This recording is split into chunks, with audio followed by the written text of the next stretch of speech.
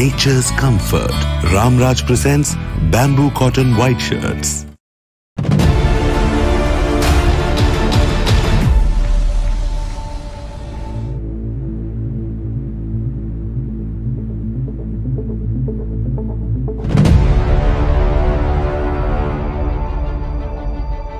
என்னை பாதித்த ஒரு வாசகம் அப்படின்னா யோசித்து பார்க்கும்போது இப்படி கேட்டவுடனே யோசித்து பார்க்கும்போது நிறைய வாசகங்கள் வந்து ஞாபகம் வருது. பொதுவாக ஆசைப்பட்டு நிறைய புத்தகங்கள் வாசிக்கிறதுனால இல்லை ரொம்ப கூர்மையாக பல பேர் பேசும்போது கேட்கும்போது அந்த வாசகங்கள் நிறைய விஷயங்கள் நம்மளை வந்து அப்படியே மடை திருப்பி வேறு விஷயங்களுக்கு கொண்டு செல்லும். இப்போ சமீபத்தில் ஒரு கவிதை புக்குடைய ஒரு வரி அப்படின்னா வண்ணதாசன் சார் எழுதின ஒரு கவிதையில் வந்து கடைசி சொல் தேக்கும் பூக்கும் அப்படின்னு முடிச்சிருப்பார். அது பூ பூப்பது போய் அதன் இஷ்டம், போய் பார்ப்பது உன் இஷ்டம், தேக்கும் பூக்கும்னு முடியும். அந்த வரி கூட ரொம்ப நாள் மனசுக்குள்ளே ஒட்டிக்கிச்சு.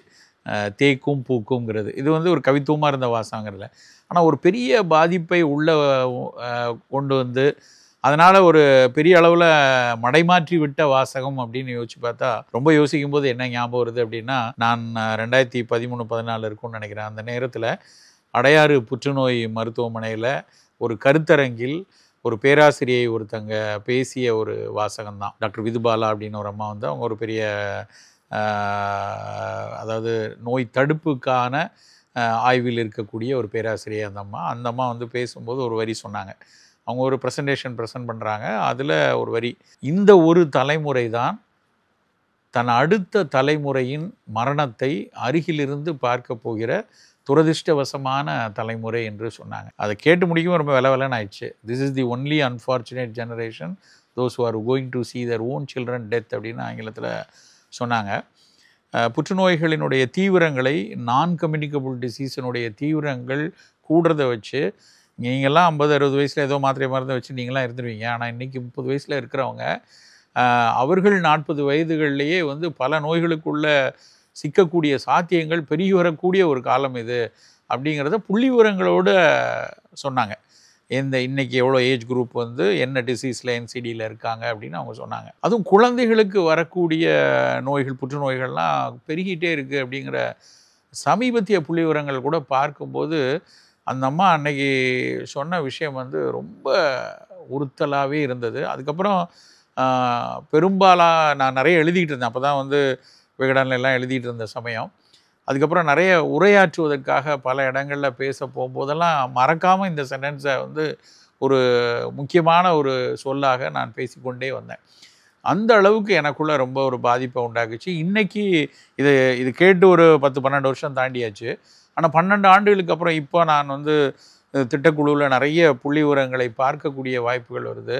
அந்த மருத்துவ புள்ளி விவரங்கள்லாம் பார்க்கும்போது அன்னைக்கு சொன்ன அந்த விஷயம் துளி கூட மாறாமல் இன்றைக்கும் இளைய தலைமுறைக்கு சர்க்கரையாக இருக்கட்டும், இரத்த கொதிப்பாக இருக்கட்டும், மிக கொடூரமாக புற்றுநோயாக இருக்கட்டும், இதெல்லாம் இன்றைக்கி 30 வயசு 40 வயசில் இருக்கவங்களுக்கு நிறைய வர்றதை பார்க்கும்போது ரொம்ப ரொம்ப நாம் பணியாற்ற வேண்டிய சமூகம் அப்படிங்கிறது குழந்தையிலேருந்தே அவங்களுடைய ஒரு 15 வயசுல இருந்தே அவங்களுக்கு தொடர்ந்து உணவு பற்றியும் வாழ்வியல் பற்றியும், நல்ல உணவு எது, நல்ல வாழ்வியல் எது, நல்ல உடற்பயிற்சி எது, எப்படி உன்னை வந்து செம்மைப்படுத்தி கொள்ளணுங்கிறது நம்ம சொல்லணும் அப்படின்னு திரும்ப திரும்ப திரும்ப பேசுவதற்கும் எழுதுவதற்குமான உந்துதலை கொடுத்தது அந்த வாசகம்தான்.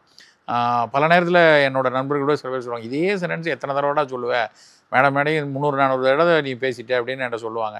பட் எனக்கு என்ன தோணும் அப்படின்னா, ஒவ்வொரு தடவை பேச வரும்போது யாரோ ஒரு 10 பேருக்கு இது புதிய ஒரு சொல்லாக இருந்ததுன்னா அவங்களுக்கு அது வந்து கொஞ்சம் நம்ம குழந்தைகள்ட்ட எல்லாம் அக்கறையாக இருக்கணும் அப்படிங்கிற ஒரு உந்துதலை அது வந்து ஏற்படுத்துது. அப்படிங்கிறதுனாலே அதை நான் திரும்ப திரும்ப சொல்லிகிட்டே வந்தேன். இன்றைக்கும் எனக்கு வந்து யோசித்து பார்த்தா மிக மிக முக்கியமான ஒரு விஷயமா இருக்கிறது அதுதான். சமீபத்தில் ஒரு 5-6 தடவையாக நான் வந்து இன்டர்ஸ்டெல்லார்னு ஒரு படம் பார்த்தேன். அந்த இன்டர்ஸ்டெல்லார் படம் வந்து பல நேரம் புரியாது இல்லையா, கிறிஸ்டோபர் நோலனோட படம். மிக மிக சிறப்பான படம். ஒவ்வொரு தடவை பார்க்கும்போதும் ஏதோ பாடம் படிக்கிற மாதிரி அதில் உள்ள அந்த ஃபிசிக்ஸ் விஷயங்களை வந்து பையன்ட்ட பொண்ணுகிட்ட எல்லாம் கேட்டு பார்ப்பேன் அந்த படம். அந்த படத்தில் கூட கடைசி கிளைமாக்ஸில் வந்து ஒரு வசனம் வரும், இவன் 124 வயசாயிரும் உனக்கு, இவன் வந்து அதாவது ஒளிக்கற்றையினுடைய வேகத்தில் பயணிச்சுட்டு வந்ததுனால இவன் 124 வயசில் இளமையோட பார்ப்பதற்கு ஒரு 40 வயதோடு இருக்கிற மாதிரி முன்னாடி இருந்தால் அதே இதில் வருவான். அவன் பொண்ணுக்கு இவனை விட வயசான ஒரு 125 வயசில் அந்த அம்மா 100 வயசில் அவங்க படுக்கையில் இருப்பாங்க. அப்போவும் அந்த அம்மா சொல்லும், நீ எங்கே இருக்க, நான் உள்ள இருந்தால் கூட எந்த ஒரு தகப்பனும் தன் மகளினுடைய மரணத்தை அருகிலிருந்து பார்க்க விரும்ப மாட்டான், நீ அந்த பக்கம் போ அப்படின்னு சொல்லுவான். எனக்கு வந்து அந்த சினிமாவில் கிறிஸ்டோபர் நோலன் சொன்ன அந்த வசனமும் அன்னைக்கு அந்த உரையாடல் கேட்ட ஒரு விஷயமும் அப்படியே நேரடியாக படிச்சிச்சா, இதை தானே நம்மளும் உலகத்தில் எல்லா மூலைகளிலும் இதே வழி இருக்கிறது என்பதை புரிகிற மாதிரி அந்த ஒரு சொல் இருந்தது. அதுதான் இன்றைக்கும் நான் தொடர்ந்து பேசுகிறதுக்கும் எழுதுறதுக்கும் எல்லாத்துக்கும் ஒரு மிக மிக உந்துதலாக இருக்கிறது. இந்த அடுத்த தலைமுறை வந்து இந்த சிக்கலில் பெருசாக போயிட்டே இருக்காங்க. சில நேரத்தில் தோணும், முன்னாடிலாம் நிறைய எழுதணும், நிறைய பேசணும். இப்போ இருக்கிற குழந்தைங்க, இப்போ இருக்கக்கூடிய யங்ஸ்டர்ஸ் வந்து வேற ஒரு சமூக ஊடகங்களில் இருக்காங்க. அந்த ஊடகத்தில் அவருக்கு பிடித்த மொழியில் அவர்களுக்கு பிடித்த ஒளி ஊடகங்கள் வழியாக இன்றைக்கி இந்த மெட்டா, இன்ஸ்டான்னு சொல்லக்கூடிய இந்த ஊடகங்கள் வழியாக அதை பேசணும், அதே விஷயத்தை அவங்கள்ட்ட சொல்லணும்னு மனசில் தோணிக்கிட்டே இருக்கும். அந்த வகையில் மிக மிக பாதித்த வாசகம் அதுதான்.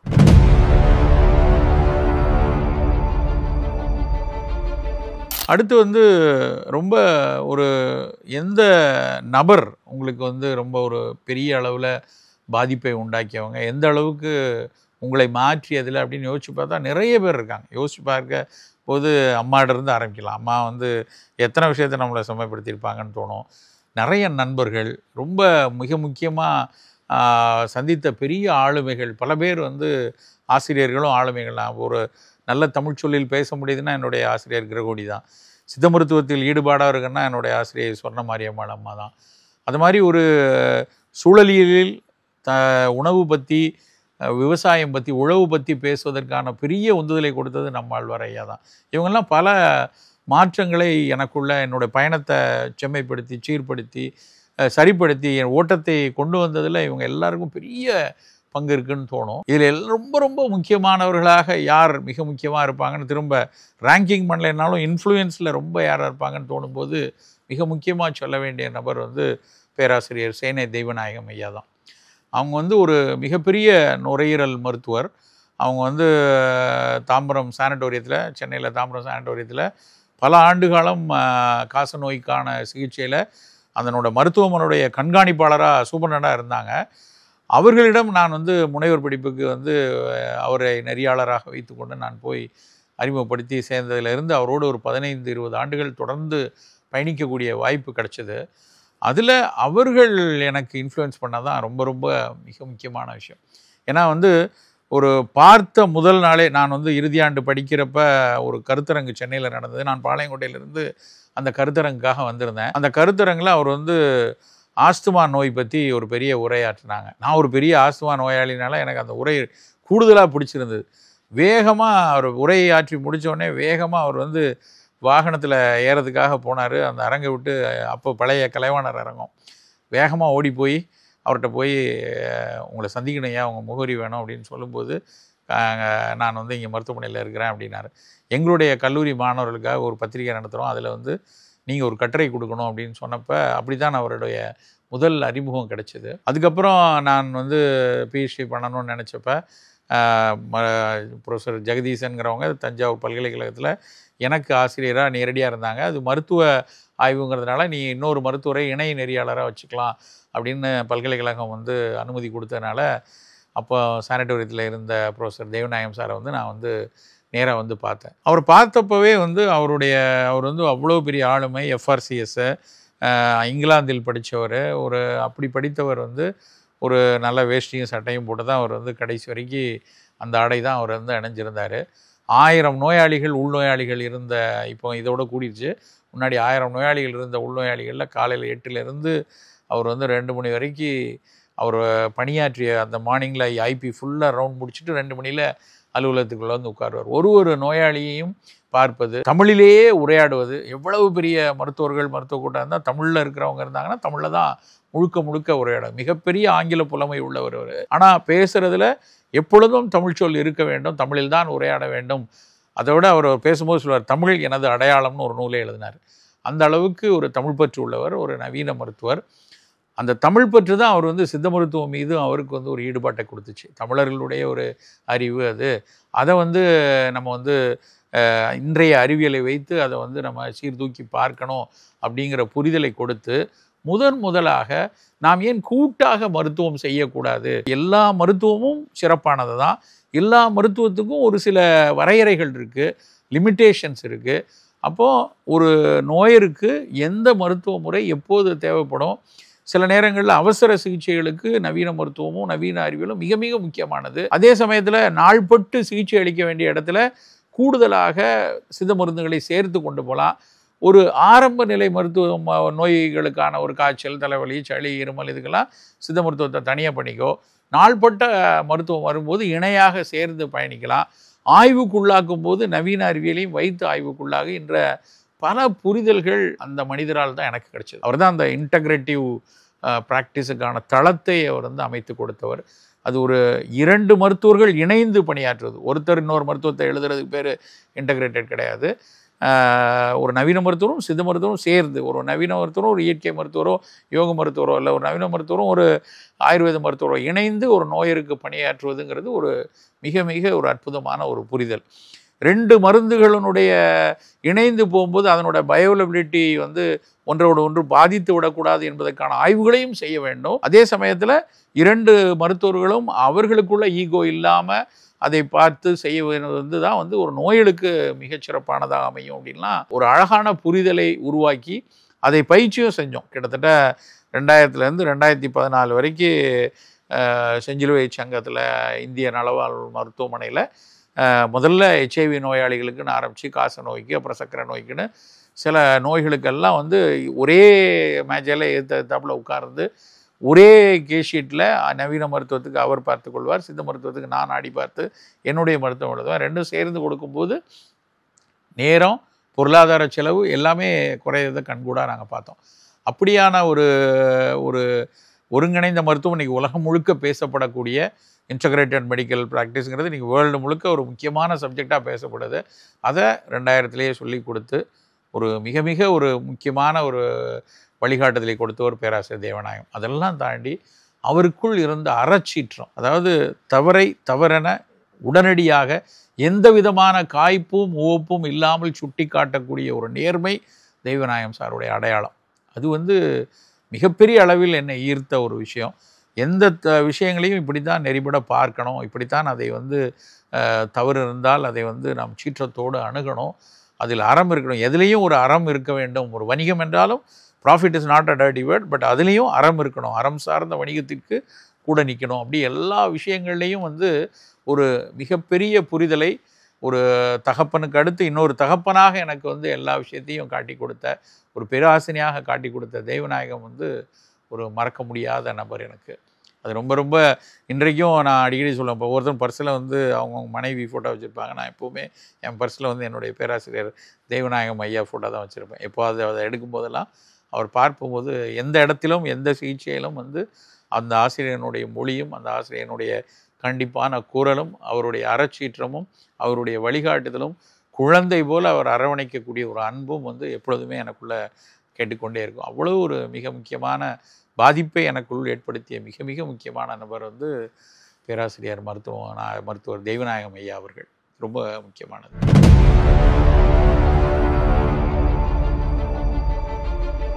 சம்பவங்கள் எந்த சம்பவம் ரொம்ப பாதிச்சுது, எது வந்து பார்த்தீங்கன்னா யோசிச்சு பார்த்தா நிறைய இருக்குது. அதுவும் வந்து ஏராளமான சம்பவம். ஏன்னா வாழ்க்கையின் ஒரு கட்டங்களையும் கொஞ்சம் அணுக்கமாக போய் பார்க்கும்போது அது வந்து நமக்குள்ளே இன்ஃப்ளூயன்ஸ் ஆகிக்கொண்டே தான் இருக்கும். குழந்தை பருவத்திலேருந்து ஒன்றா யோசிச்சு பார்த்தோன்னா நிறைய சிறு சிறு விஷயங்கள் வந்து நம்மளை ஒரு பாதித்த விஷயங்கள் தோணுது. எது மிகவும் பாதித்த சம்பவம், எது உங்களுக்கு வந்து ஒரு பெரிய உந்துதலையோ இல்லை பெரிய மாற்றத்தையோ வலியவோ எது கொடுத்துருக்கலாம் அப்படின்னு யோசிச்சு பார்த்தா நிறைய யோசிக்கும்போது திரும்ப சில பேட்டிகளில் முன்னாடி கூட நான் உரைகளில் கூட சொல்லியிருக்கேன். ஒரு சம்பவம் எனக்கு வந்து மறக்கவே முடியாத மிக வலி நிறைந்த காலங்களில் ஏற்பட்ட ஒரு சம்பவம். ஆனால் அது வந்து இன்றைக்கும் என்னுடைய மருத்துவ பயிற்சிக்கு அது ஒரு பெரிய ஒரு பலமாக இருப்பதாக நினைக்கிறேன். நான் என்னுடைய குழந்தை பிறந்த சமயத்தில் ஒரு மிகப்பெரிய அளவில் ஒரு நோய் சிகிச்சைக்காக போராடி கொண்டிருந்த ஒரு காலம். பொருளாதார ரீதியாக மிகப்பெரிய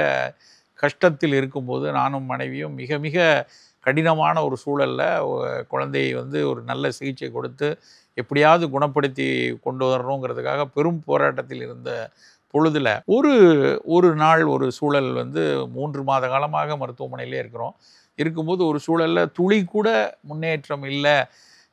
ஒரு 4-5 மாத கை குழந்தை அப்படி இருக்கிறது வந்து ரொம்ப கடினமான ஒரு சூழல். சொல்ல முடியாது, சொல்லும்போதே மனதுக்கு அவ்வளோ கஷ்டமாக இருக்குது. அந்த நேரத்தில் ஒரு மருத்துவர் ஒருத்தரும் ஒரு மருத்துவமனையும் நடந்து கொண்ட விஷயம் வந்து எனக்குள்ள ஒரு பெரிய தாக்கத்தை உண்டாக்குச்சு. இதுக்கு மேலே எதுக்கு போராடணும், கைவிட்டு விடலாம்ங்கிற அளவில் இருந்த ஒரு சூழலில் சென்னையில் இருக்கக்கூடிய ஒரு நல்ல மருத்துவமனையில் ஒரு பிரபல மருத்துவமனை அவங்க வந்து என்கிட்ட வந்து அந்த மருத்துவர் இப்போவும் மறக்க மாட்டேன், தோளில் அப்படியே தட்டிட்டு நீங்கள் வந்து மனம் தயங்காதீங்க, நம்ம என்ன பண்ணலாம், இங்கே தான் முடியல, நம்ம வந்து ஒரு சிஎம்சி மருத்துவமனைன்னு வேலூரில் இருக்க மருத்துவமனைக்கு என்னுடைய பேராசிரியர் அங்கே ஆசிரியராக இருக்காங்க, அங்கே வந்து கொண்டு போகலாம். ஆனால் என்னென்னா குழந்தை வேகமாக அங்கே எடுத்துகிட்டு போகிறதுக்கான இப்போ இருக்கிற மாதிரி வென்டிலேட் பண்ணி கொண்டு போகிற ப்ராப்பரான ஆம்புலன்சஸ்லாம் இல்லாத ஒரு காலம். ஒரு சில ஆக்சிஜன் சிலிண்டரை வச்சு ஒரு சில மருத்துவரை வச்சு எப்படியாவது தான் அனுப்பணும். நிறைய சிக்கல் இருக்குது. இப்போ இருக்கிற ஒரு பெரும் வேலூருக்கு போகிறதுக்கான ஒரு நல்ல 4 பக்க சாலையெல்லாம் ஒன்றும் கிடையாது. இன்ஃபேக்ட் அப்போ சாலை போட்டு கொண்டு இருந்தார்கள் அந்த சமயத்தில். ரொம்ப குண்டும் குழியுமாக இருந்த ரோடு. ஒரு ரிஸ்க் தான் எடுக்கணும், ஆனால் செஞ்சு பார்க்கலாம் அப்படின்னு அவர் வந்து சொல்லியிருந்தார். அப்போ வந்து நான் வந்து கண்ணீரோடு இருக்கிறேன், என் மனைவி மிக அழுகையோடு இருக்காங்க, இந்த ரிஸ்க் எடுக்கணுமா வைக்கணுமா அப்படின்னு. ஆனால் அப்போ வந்து அங்கே இருக்கிற செவிலியர் ஒரு அம்மா, எனக்கு பேர் கூட இப்போ ஞாபகம் இல்லை, அந்த அம்மா வந்து நான் ப்ரே பண்ணிக்கிறேங்க, அவங்க ஒரு கிறிஸ்துவ பெண்மணி, நான் ப்ரே பண்ணிக்கிறேங்க அப்படிங்கிறாங்க. மற்ற டாக்டர் கூட இருக்கிற டாக்டர் நான் அவரே ஒரு மருத்துவ மாணவர் ஒருத்தரை அப்போ பிஜி பண்ணிட்டு இருந்த ஒரு மாணவரை கூப்பிட்டு வந்து, தம்பி நீங்கள் கூட அவர் கூட வண்டியில் போங்க அப்படின்னு சொல்லி எல்லாருமா சேர்ந்து வண்டியில் அனுப்புனாங்க. அந்த சாலையில் அப்போ வந்து 2 மணி நேரத்தில் அந்த இடத்துக்கு போகிறதுங்கிறது ரொம்ப கஷ்டமான ஒரு சூழல். அந்த வாகன ஓட்டுநர் வந்து மெட்டடார் ஆம்புலன்ஸ் வேன் தான். அந்த வேனில் வேகமாக கொண்டு போய் ஹாஸ்பிட்டலில் போகும்போது இப்போ இருக்கிற மாதிரி செல்ஃபோன்லாம் கிடையாது இல்லையா, இங்கேருந்து ஃபோன் பண்ணி சொல்கிறாங்க குழந்தைய கூப்பிட்டு வராங்க, ரிசீவ் பண்ணி நீங்கள் இம்மிடியேட்டாக எமர்ஜென்சி அப்படின்னு சொல்லி. நாங்கள் வந்து அந்த வண்டியில் வேகமாக போய் அந்த சிஎம்சி வாசலுக்கு உள்ளே நுழையிறோம். அங்கேருந்து அந்த முதுகலை மருத்துவரும் மூத்த மருத்துவரும் அவருடைய மாணவர் 2 பேரும் வாசல் படியிலே நிற்கிறாங்க. நாங்கள் வர்றது வந்து அனுமானித்து அந்த நேரத்தை அனுமானித்து அவர்கள் நிற்கிறாங்க. அந்த மருத்துவர் கையில் குழந்தை இப்படி வாங்கிக்கிட்டு அந்த பிஜி ஸ்டூடெண்ட் வந்து ஆக்சிஜன் சிலிண்டரை பின்னாடி பிடிச்சிக்கிட்டு 3வது ஃப்ளோர் என்னமோ மேலே தூக்கிட்டு ஓடுறாங்க. நாங்கள் இருவரும் ரொம்ப களைத்து அழுது ஒரு மாதிரி என்ன நடக்கும்னு தெரியல அப்படிங்கிற ஒரு சிச்சுவேஷனில் பின்னாடியே ஓடுறோம். அவங்க வந்து நீங்கள் பொறுமையாக இருங்க, நீங்கள் பெருமையாக இருங்க, நான் பார்க்குறேன் அப்படின்னு சொல்லிட்டு உள்ளே போய் அவர்கள் எடுத்த அந்த சிகிச்சை என்கிட்ட வந்து ஒரு சிக்கலும் இருக்காது, தம்பி பேசாமல் இருங்க, தைரியமாக இருங்க, ஏன் ஒன்றும் பிரச்சனை இல்லை அப்படின்னு சொல்லிட்டு அதுக்கான சில இன்ஸ்ட்ருமெண்ட்ஸ்லாம் வாங்கி அவங்க வந்து அடுத்த 30 நிமிடங்களில் குழந்தையினுடைய பெரிய ஒரு அச்சுறுத்தலை வந்து வெளியெடுத்துட்டாங்க. உடனடியான செஞ்ச ஒரு சிகிச்சையை ஒரு தேட்டரில் இது வந்து மொத்தமாக 3.5-4 மணி நேரம் நடக்குது. இங்கே மருத்துவமனையில் இருந்து குழந்தையை எடுத்துகிட்டு வண்டியில் போய் அந்த மருத்துவமனையில் எடுத்து வைக்கல. இதில் அந்த மருத்துவர், அந்த செவிலியர், இங்கேருந்து பரிந்துரைத்த மருத்துவர், அங்கே அவங்க எடுத்துகிட்டு போன மருத்துவர்கள், இவர்கள் எல்லாரும் நடந்து கொண்ட விதம் வந்து இது யாரும் எங்களுக்கு சொந்தக்காரங்க கிடையாது, எனக்கு பெரிய பணம் உள்ளவர்கள் கிடையாது, தெரிந்தவர்கள் கிடையாது, யாரும் வந்து பரிந்துரைத்து ஒரு முக்கியமான அப்படியெல்லாம் எந்த இதுவும் கிடையாது. குழந்தையை காப்பாற்ற வேண்டும் என்பதற்காக அவர்களுடைய படிப்பை எடுக்கக்கூடிய முழு ஈடுபாட்டோடு செய்த ஒரு பணி. இந்த பணியில் அவர்கள் எடுத்துக்கொண்ட விஷயங்கள் எல்லாமே பின் நாட்களில் நான் நிறைய யோசித்து பார்த்துருக்கேன். முடியாதுங்க அப்படின்னு சொல்லிட்டு கையை வச்சுக்கலாம். ஆனால் அப்படி எதுவுமே இல்லாமல் எப்படியாவது கடைசி வரை காப்பாற்ற வேணும் என்கிற போராட்டம் இருக்கு இல்லையா. இன்றைக்கு நான் நிறைய நேரங்களில் பல நேரங்களில் சந்திக்கக்கூடிய பல நோயர்கள் வந்து ஒரு தீவிர நிலையில், கைவிரிக்கப்பட்ட நிலையில், வேறு எதுவும் வாய்ப்பில்லாத நிலையில் சித்த மருத்துவத்தில் ஏதேனும் வாய்ப்பு இருக்குமா, எனக்கு இருக்கக்கூடிய ஒரு வெளிச்சத்தில் இவர் வந்து பெரிய டாக்டர், இவர்கிட்ட வந்து கேட்டால் குணமாயிரும்னு நினச்சி வரக்கூடியவங்க பல பேர் வருவாங்க. பல நேரத்தில் என்னுடைய உதவி மருத்துவர் பக்கத்தில் இருக்கவங்கலாம் கேட்பாங்க, இவங்களுக்கு எதுவும் பண்ண முடியாதுல்ல சார் அப்படிம்பாங்க. சித்த மருத்துவத்தில் அந்த நேரத்தில் அவர்களுக்கு எந்த தீர்வும் கொடுக்க முடியாத ஒரு சூழல் இருக்கலாம். ஆனால் ஒருபோதும் அதை வந்து நான் வந்து இதெல்லாம் ஒன்றும் செய்ய முடியாது போங்க அப்படின்னு சொல்கிறதே கிடையாது. அவர்களுக்கு உரிய வழிகாட்டுதலை இந்த சிகிச்சை எடுங்க, இந்த அறுவை சிகிச்சை எடுங்க, இந்த மருத்துவம் எடுங்க, நவீன மருத்துவத்தில் தேவைன்னா அவங்கள போங்க, கூடுதலாக உணவில் என்ன எடுக்கணும், எப்படி இதை வந்து பக்கபலமாக்கி அடுத்த கட்டத்துக்கு நகர்த்த முடியும் என்பதற்காக இன்றைக்கு பணியாற்றுவதற்கான அத்தனை விஷயங்களும் அன்றைக்கு நடந்த அந்த சம்பவத்தினால தான் இருக்குது. அன்றைக்கி அந்த குழந்தை இன்றைக்கி வந்து இன்றைக்கி வந்து ஒரு அதே புற்றுநோயினுடைய ஆராய்ச்சிகளில் ஜெர்மனியில் ஒரு மிகப்பெரிய முனைவர் படிப்பு படித்து கொண்டிருக்கிறாள் என்னுடைய மகள். அன்றைக்கி வந்து அந்த மருத்துவர்கள் கொஞ்சம் தவறி இருந்தாங்கன்னா இன்றைக்கி அந்த வாய்ப்பு இல்லாமே போயிருக்கு. ஸோ இப்படி ஒரு நல்ல படிப்பு படிப்பதற்கான ஒரு வாய்ப்புகள் வந்திருக்குன்னா அன்னைக்கு அவர்கள் நடத்திய ஒரு போராட்டம் தான். இப்படி பல நிறைய சம்பவங்கள் இருந்தாலும் அந்த மருத்துவமனை ஒரு மருத்துவனாக நான் பார்க்கும்போது எனக்குள்ளே உட்கார்ந்துருக்கிற அடி மனசுக்குள்ளே உட்கார்ந்துருக்கிறது எப்படி தெய்வநாயகம் சாருடைய ஒரு புரிதல் உள்ளே வந்துச்சோ, நவீன மருத்துவத்தில் அந்த அறிவியல் பார்வையோடு இந்த மருத்துவர்கள் ஒரு ஒவ்வொரு கணமும் ரொம்ப முக்கியங்கிறத உணர்ந்து அவர்கள் செயல்பட்டு இன்றைக்கி குழந்தையை காப்பாற்றிய அந்த போராட்டம், அந்த சம்பவம் மனசுக்குள்ளே ரொம்ப ஆழமாக இருக்குது. எப்போதும் நம்ம இதே மாதிரி இருக்கணும், எந்த விதத்துலையும் மாறிடக்கூடாது. ஒவ்வொரு நோயரையும் இதே மாதிரி எடுத்து பார்க்கணும். ஏன்னா எல்லாருக்கும் அது முதியவராக இருப்பாங்க, சில நேரத்தில் 80 வயது முதியவராக இருப்பாங்க.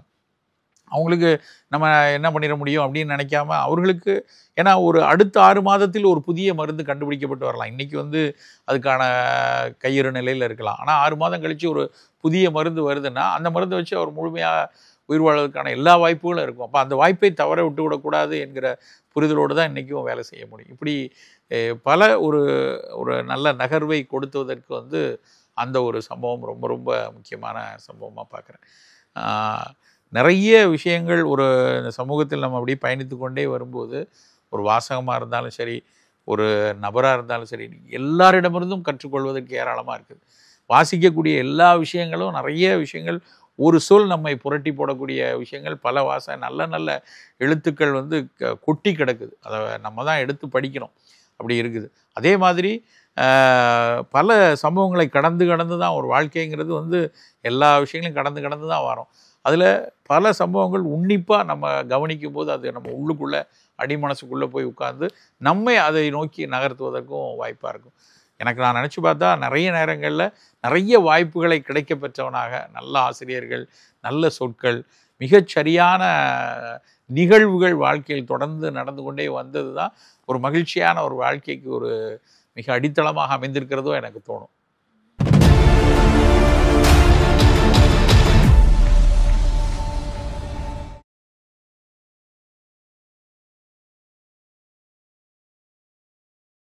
Nature's comfort. Ramraj presents bamboo cotton white shirts.